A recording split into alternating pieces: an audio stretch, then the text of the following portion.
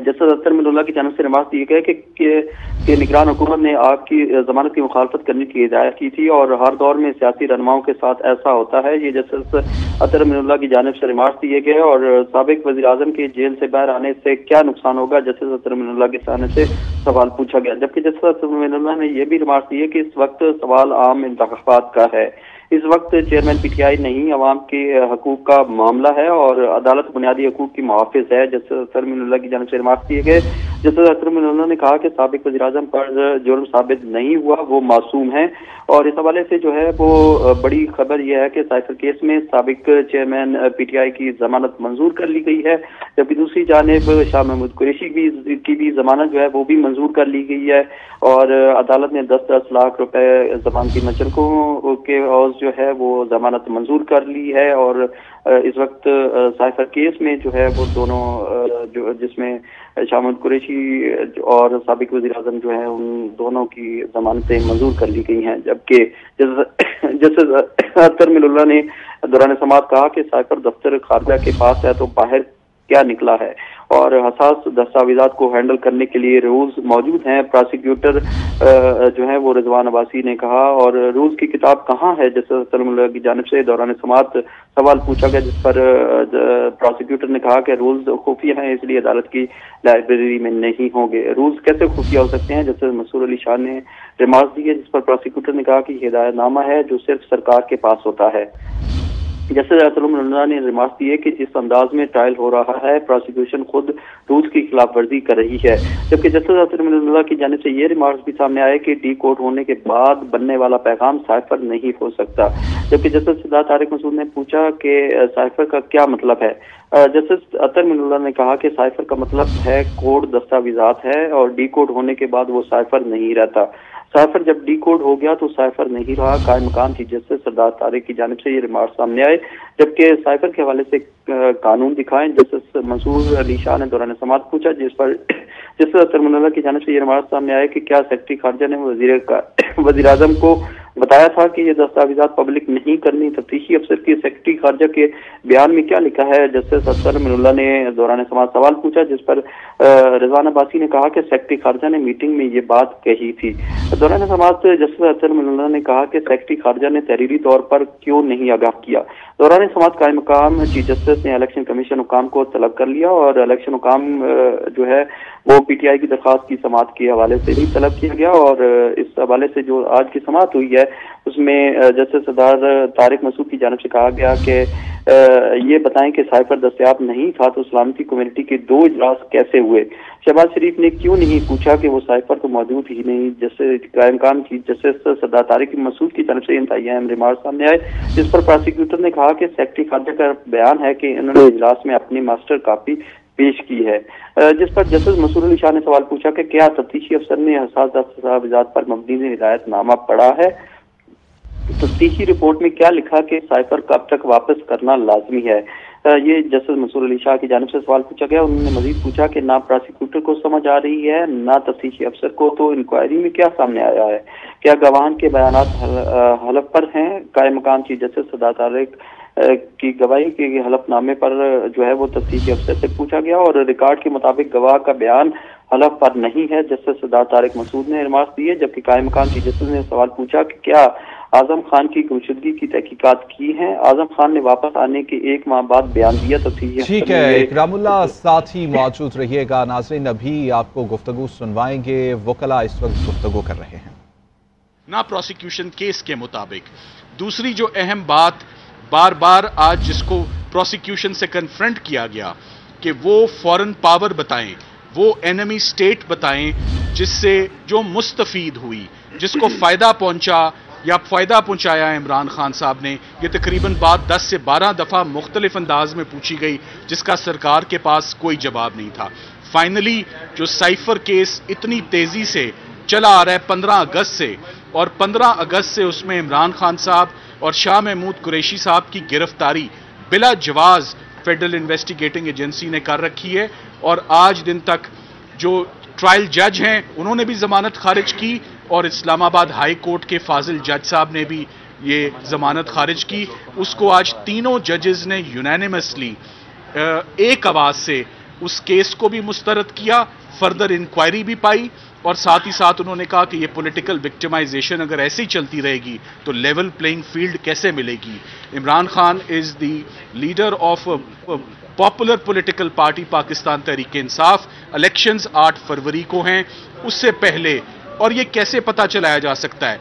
आज बार बार जो बात सामने आई, जो एक तासुर चल रहा था कि ये केस सजाए मौत का केस है या उम्र कैद का केस है, आज सरकार ये साबित नहीं कर सकी कि ये सजाए मौत या उम्र कैद का केस है। उनको बहुत अपॉर्चुनिटीज मिली, और आज आके अगर कोई बात बनती है तो वो सिर्फ 2 साल की बनती है।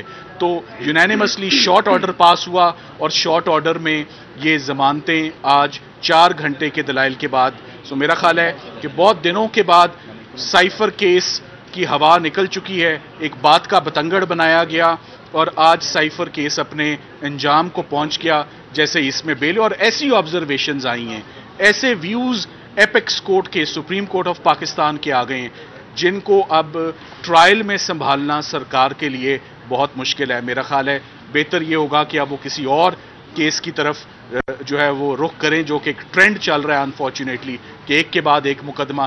फेडरल इन्वेस्टिगेटिंग एजेंसी से पहले भी आपको मालूम है फॉरेन फंडिंग केस में किस्मत आजमा चुकी है, कामयाब नहीं हुई, 3 FIRs दी, कामयाब नहीं हुई। सो जब तमाम मुकदमात खत्म हो गए, दहशतगर्दी के, कत्ल के, सेडिशन के, म्यूटनी के, तो उसके बाद फिर रुख फाइनली साइफर के मुकदमे की तरफ किया गया। मगर आज जो बार बार बात हुई कि ऑफिशियल सीक्रेट्स एक्ट और इस कानून का, जो कि आर्म्ड फोर्सेस की प्रोसिक्यूशन के लिए, बड़े सीरियस मामलात के लिए ये प्रोसिक्यूशन होती हैं कि दुश्मन मुल्क के साथ ताउन किया जाए, यहां पर कोई चीज बाहर नहीं गई है। बहुत केयरफुली कुछ बताया गया है कि फौरन मदाखलत पाकिस्तान के अंदरूनी मामलात के साथ जो हो रही है, और उसके ऊपर फॉर्मली US एम्बेसी को पाकिस्तान में और US को इन US सॉइल उनको डीमार्च किया जाता है, एक प्रोटेस्ट लॉन्च किया जाता है, और एक गिला दिया जाता है कि पाकिस्तान के अंदरूनी मामलात के साथ ना मदाखलत करें और ना ही अनडिप्लोमेटिक और कंडेमनेबल लैंग्वेज जो है उसका इस्तेमाल करें। सो साइफर केस, जैसे कि चौधरी एतजाज अहसन साहब कहते हैं, आज हकीकी मानों में मेरी नज़र में और जजेस की नज़र में सिफर हो चुका है। अब इस केस के अंदर कुछ नहीं बचा। हमारे साथ अली बुखारी साहब ने आज बड़े ज़बरदस्त दलाइल दिए शाह महमूद कुरैशी साहब के बिहाफ पर, और दोनों पटिशनर्स को एक ऐसा मौका भी आया कि शाह महमूद कुरैशी साहब का केस सुनते हुए ऑनरेबल जजेस ने कहा कि हमने कह दिया कि उनकी स्पीच में कुछ ऐसा नहीं है कि उन्होंने कोई जुर्म कमिट किया, और no offence is made out. So unfortunate बात है कि एक फॉरेन प्राइम मिनिस्टर, एक फॉरेन मिनिस्टर को आपने इतने अरसे से 125 दिन से आपने उनको जेल में रखा हुआ, बेजा रखा, बिला वजह रखा। इसका अजाला कौन देगा ये आप देखते हैं, ये वक्त ही बताएगा। सो ये पॉलिटिकल विक्टिमाइजेशन की जो एक वेव है, this must stop, this must discontinue. और जो फ्री एंड फेयर इलेक्शंस हैं और लेवल प्लेइंग फील्ड की बात आज ऑनरेबल जजेस ने भी की, वो आज आई होप कि आज के बाद वो प्रोवाइड की जाए और आगे इसमें बढ़ा जाए। मेरे साथ साहब, जो इस वक्त ज्यादा अहम सवाल है वो इलेक्शंस का है, क्योंकि इमरान खान एक बड़ी सियासी जमात के लीडर हैं। क्या उनकी रिहाई अमलन हो पाएगी, ये सवाल बहुत अहम है, क्योंकि इससे पहले तोशाखाना में रिहाई के ऑर्डर्स आए, जमानत मंजूर हुई, but Imran Khan still in jail. तो क्या इमरान खान की रिहाई के लिए मजीद क्या करना होगा, कौन से आपके पास ऑप्शंस हैं, क्या हर्डल्स हैं, अभी कितने केसेस में? देखिए, आज बहस में 2 से 3 मरतबा सुप्रीम कोर्ट ने ऑब्जर्व किया, हेड ऑफ द बेंच ने, कि इमरान खान साहब की जमानत का 50 सफ़ों पर मुश्तमिल फैसला क्यों दिया गया, इतनी लंबी ऑब्जर्वेशंस क्यों दी गई हैं, टेंटेटिव असेसमेंट होती है। सो उनके रास्ते में बहुत ज़्यादा मुश्किलात, बहुत ज़्यादा केसेस बनाए जा रहे हैं, गिरफ्तारी एक के बाद एक मुकदमे में की जा रही है। अब देखना यह है, असूली तौर पर तो उन तमाम मुकदमों में आप देख लें कि इमरान खान साहब की तकरीबन इस मुकदमे में गिरफ्तारी से पहले हर मुकदमे में उनकी जमानत कबल अज़ गिरफ्तारी मंजूर हुई, यानी प्री अरेस्ट बेल उनकी एक्सेप्ट हुई। हमारे आगे जो केसेस आते जाते हैं, हम पूरी कोशिश करते हैं कि वो हेयरिंग्स भी मिलें। अब अनफॉर्चुनेटली एक तो छुट्टियां स्टार्ट हैं और हम बहुत एंशियस थे कि ये हेयरिंग आज पाए तकमील तक पहुंचे और आज इसमें फैसला आए, जो कि हम अप्रिशिएट करते हैं कि बेंच ने बहुत पेशेंट हेयरिंग हमें भी दी और सरकार को भी दी। खुल के हमने भी अपना केस प्रेजेंट किया और उनको भी मौका मिला।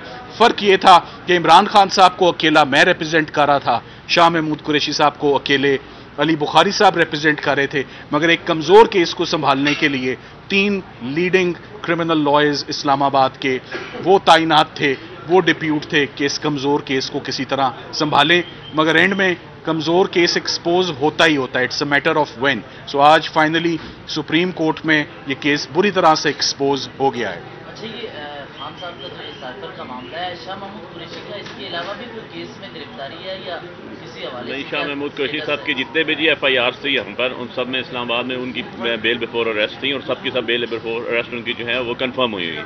रेस्ट ऑफ द जो उनकी FIR थी मुल्तान की और लाहौर की, वो भी सारी उनके ऊपर बेल बिफोर अरेस्ट के ऊपर, इसलिए उनकी और किसी केस में भी गिरफ्तारी नहीं है। शाह महमूद कुरैशी साहब इस वक्त वो इस ऑर्डर के बाद, शॉर्ट ऑर्डर के बाद वो रिहाई के हकदार हैं और उनको फौरन रिहा करना चाहिए। और इमरान खान साहब की भी प्री अरेस्ट बेलें बहुत सारी जो हैं वो कंफर्म हो चुकी हैं और बहुत सारी दोबारा ट्रायल जजेस के पास हैं। सो खान साहब की भी रिहाई अगर किसी और केस में मतलूब नहीं है, वो केसेस जो हैं वो भी आपके पास, आपके सामने, आपके नोटिस में ही हैं।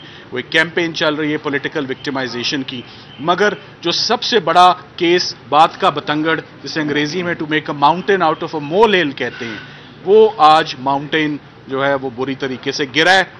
हमारे ऊपर नहीं गिरा, वो सरकार के ऊपर गिरा है और FIA के ऊपर गिरा है। Thank you very much. नाहली वाला अगर बता दें, नाहली तो